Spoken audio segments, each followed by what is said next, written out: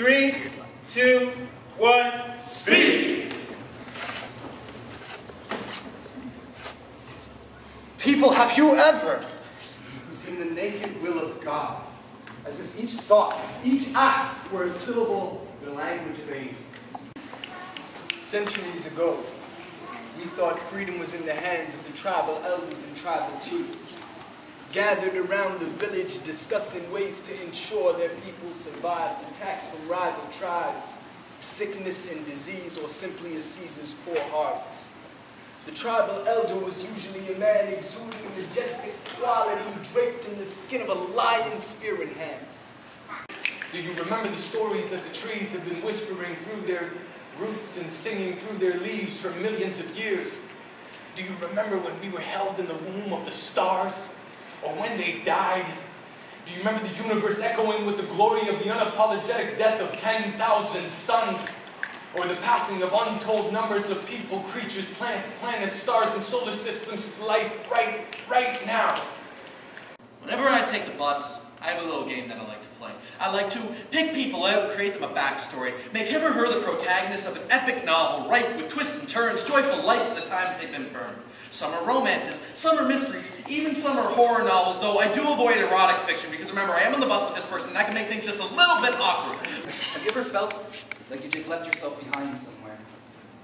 You didn't even notice the final notice on your door. Maybe this is a poem for us, for our organs, intestines, and guts, where I can open myself up, not afraid of what you might see, that you'll see how my organs, they're like an MC Escher painting.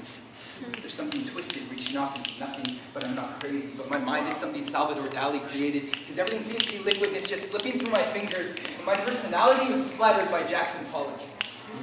You see, God speaks to me. Go ahead and call it crazy, call it blasphemous. These are the same things about Jesus, but God, she speaks to me. Word. She, he, the creator, whatever you call it, that creative, destructive nature which binds us and reminds us that we are not alone, but God is lonely. I need to loosen up, lessen the grip I have on these things that have overstayed their welcome in my mind. I need to lose hope to find it again, make new relationships to be divided again and to forget, just so that I can be reminded again that I am the hunger to be successful, and I can drop bad habits like waste down the garbage chute.